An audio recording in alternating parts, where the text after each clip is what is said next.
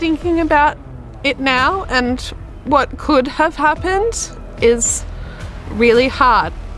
There are no rentals available, not for low-income people like myself.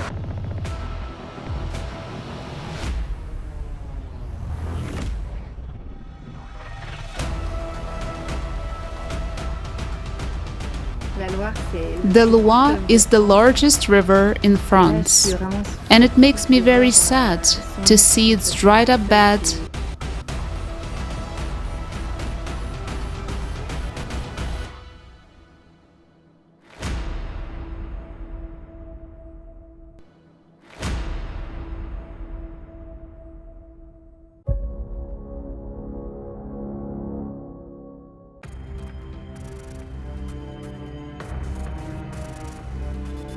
Natural disasters attack our planet daily. We hear about more and more climate refugees and understand that in countries with a low standard of living, governments are not able to protect their citizens. Each new disaster makes these countries even poorer and people more miserable. And how are the things going in prosperous, rich countries with supposedly strong economies? Can people there be sure that they will be promptly rescued in case of an emergency, compensated for the loss of property, and helped to return to their former familiar life? It turns out that the answer is no. The way many ordinary Australians had to survive after the floods in February-March 2022 is a clear confirmation of this. Thousands of households have become uninhabitable in the state of New South Wales.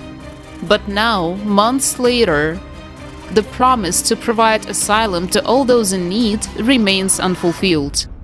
I'd settle for a roof over my head, somewhere warm and dry, for me and my little dog, that's all. There are no rentals available, not for low-income people like myself.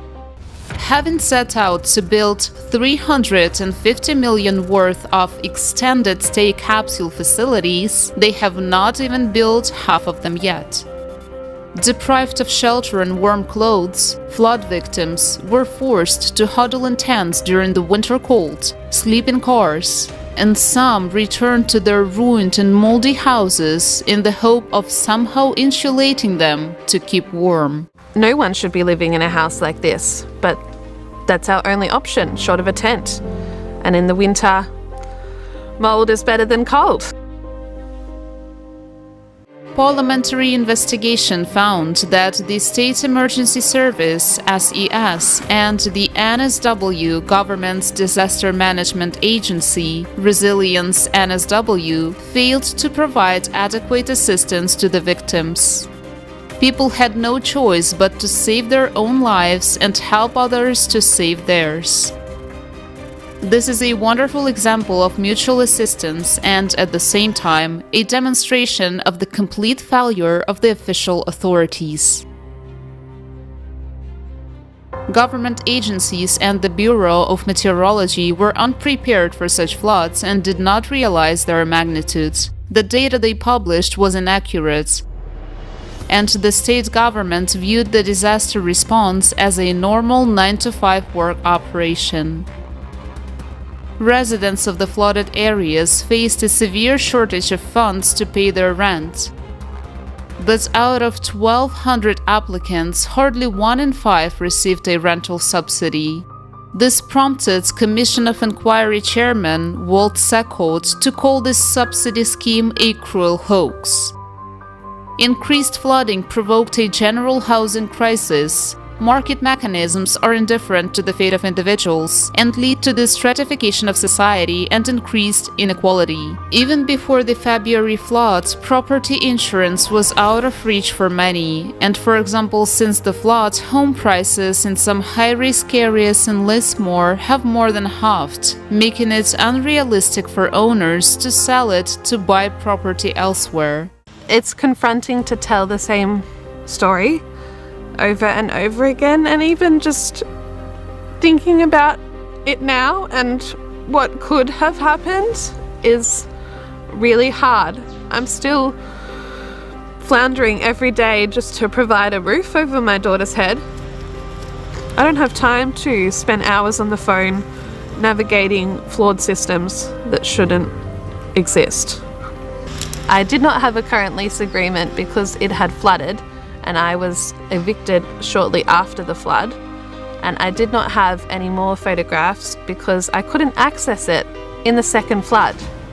So asking for more proof of flooding while it was flooded felt ridiculous.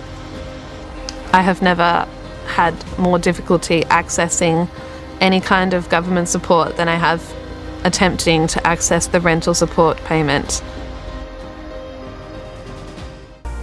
As a way out, the state announces a policy of controlled retreat, but how soon this program will work and whether it will bring the expected effect is unknown.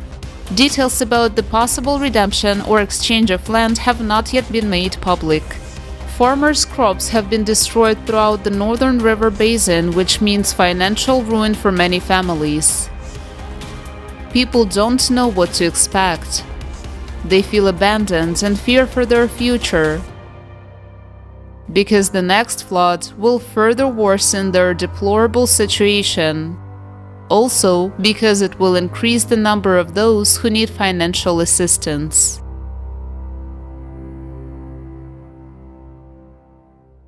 We're coming up to 6 months. We're at the 171-day mark, and people are just losing the drive and all of that good community spirit that we had in that first 100 days to lift ourselves up is starting to dwindle. So we need action now.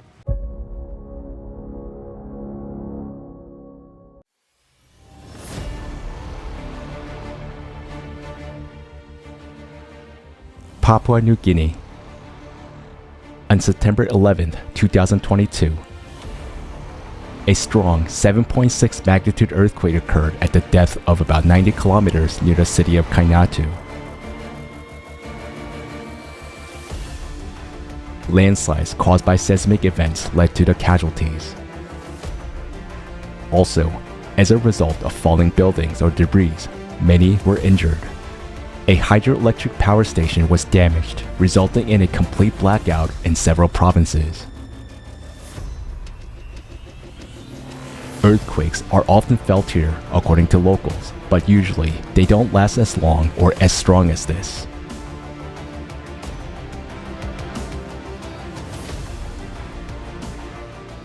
On the same day, the tremors were felt by the citizens of Indonesia. 2 earthquakes in a row hit the Mentawai Islands. Buildings and roads were destroyed. Over 200 people were evacuated. In addition, heavy rains that hit the country led to flash floods on the island of Java. Overflowing rivers burst their banks, flooding the embankments as well as the streets of towns.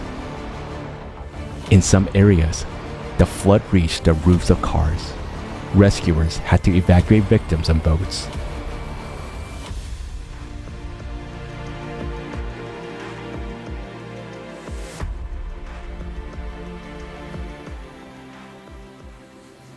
Unfortunately, conditions in modern society are such that the problem of predicting and eliminating the consequences of dangerous climatic events was and still has been the most difficult.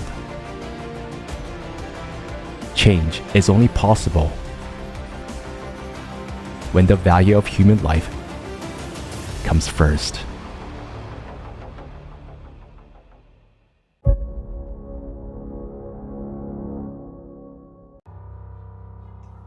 The Loire is the largest river in France, and it makes me very sad to see its dried up bed. The Loire River. Its source is in the central mountain massif in the south of France. On its way across the country to the Atlantic Ocean, it takes in the waters of numerous tributaries. No other river in Europe can boast such a degree of habitation. All the towns that stand on the Loire have centuries of history. Despite the difficulties of navigation, it has long served as a major waterway. Trade on its banks has been going on for thousands of years, and it is no coincidence that the Loire was equipped with numerous bridges before other rivers of France. I was born in Saint-Étienne in 1980 in the Loire department. I spent my whole childhood near the river, and my childhood was very happy. It was possible to transport coal on the river, and there were dyeing workshops here. It was important for our family, just as it was for the families of other workers. My grandmother and the women of that time went to wash their clothes on the banks of the Loire in summer and winter. And then came the water pipeline, and the banks of the Loire basically became a place of meeting and socializing. People would come here for a walk or to play pétanque. And then, in 1955, they built a dam on the Loire, the Grandjean Dam. It's huge. Cars can cross it, and it produces an enormous amount of electricity. In August 2022, river levels and runoff approached an all-time record low. The spring precipitation in France was 45% less than usual, and July was the driest on record since 1955. In some parts of the river, the water warmed up to 28 degrees. Like in the Mediterranean Sea, many branches of the Loire dried up completely. The resulting desolate landscapes shock even locals accustomed to the occasional large shoals. Where they had recently been fishing in their boats, all that remained was crumbling, cracked earth or tiny puddles of algae and frogs. The Loire is the largest river in France, and it makes me very sad to see its dried up bed against the backdrop of the huge bridges that were built to cross the river.